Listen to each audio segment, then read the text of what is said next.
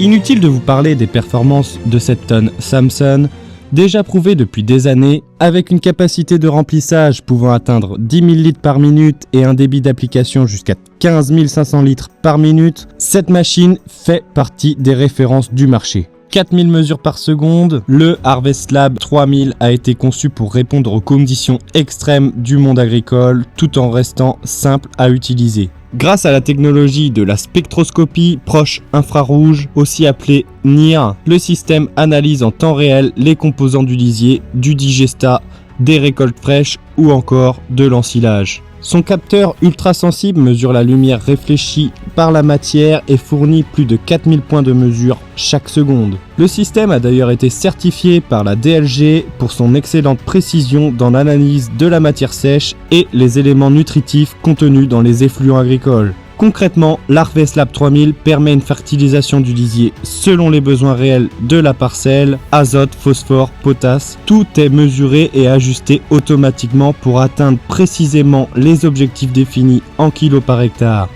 Et surtout, l'analyse ne se fait pas uniquement en remplissage. Le système contrôle également le lisier pendant l'épandage, quelques secondes avant son application au sol. Résultat, les variations de qualité, la sédimentation pendant le transport ou les fluctuations de nutriments sont compensées en temps réel grâce à des ajustements automatiques de la vitesse d'avancement et du débit d'application. Au lieu de se baser sur un simple échantillon, l'Harvest-Lab 3000 fournit des données fiables et validées statistiquement avec près d'1 million de mesures par tonne épandue.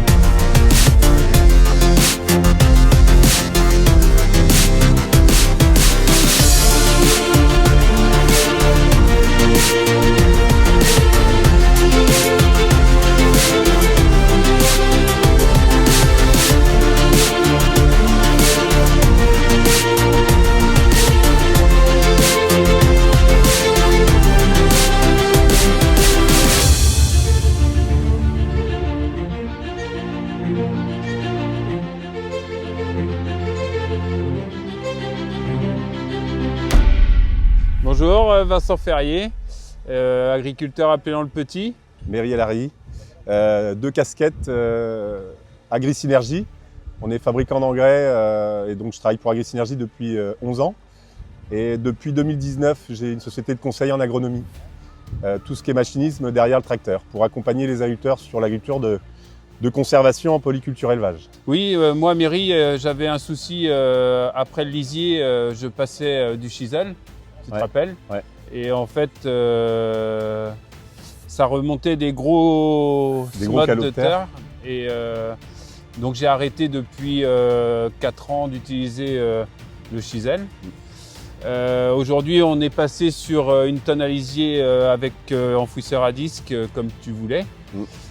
Pour éviter justement de remonter encore des mottes au lisier et qu'elles sèchent sur le dessus de la terre. Par contre, on a encore un souci, c'est que après le lisier, on a des passages de roues de tonnes qui tassent énormément. Ouais, donc il faut que je trouve une solution pour remplacer le chisel.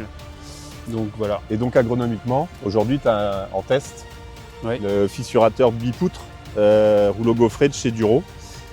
L'intérêt de cet outil-là, puisque moi j'ai un partenariat avec la société Duro, parce que d'une c'est français, et que le principe agronomique de la dent jalue, c'est d'éviter de pousser les horizons, de pousser de la terre, et donc de désorganiser le milieu vivant. Ça nous permet en polyculture élevage de remettre de l'oxygène dans les sols, qui est fortement amoindri lié au trafic et au poids des engins. Voilà. Donc toi aujourd'hui Vincent, tu as fait essentiellement les têtes de tes parcelles. Voilà, j'ai fait 3 parcelles pour le moment en démonstration.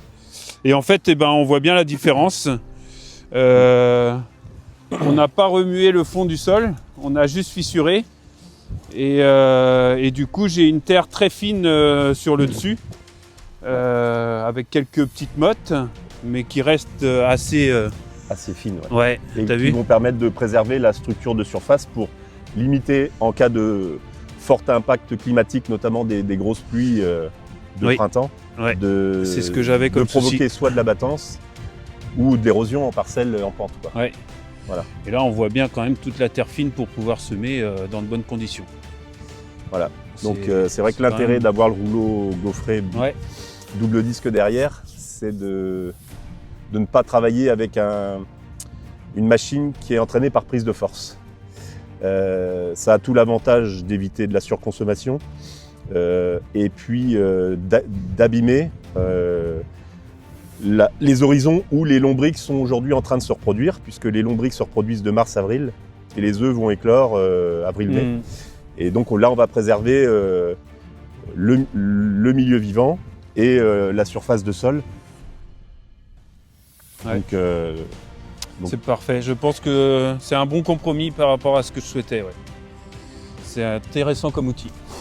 L'inconvénient d'utiliser des outils à dents avec des étançons larges, c'est effectivement qu'on va désorganiser le milieu en descendant sur des horizons de à peu près 15, 20, 25 cm.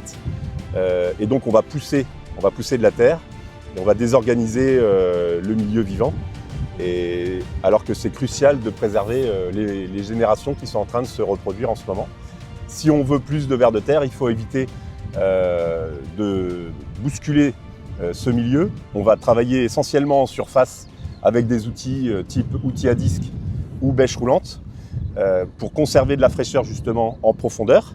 Et le seul travail qui doit réussir à être réalisé, c'est une dent droite, une dent fine, symétrique, qui va permettre l'oxygénation du sol, mais sans désorganiser les horizons. Ça, c'est primordial en agronomie et pour les futurs systèmes racinaires, pour réussir des belles implantations et aussi une libération plus intéressante, plus importante des éléments fertilisants organiques, comme les éléments minéraux qui vont être mis avant l'implantation d'un maïs, par exemple.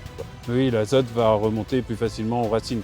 Disons qu'on va avoir un réchauffement naturel du sol lié à une oxygénation naturelle par les lombrics qui vont créer des galeries, qui vont favoriser une verticalité dans les sols et donc des échanges eau-air plus importants.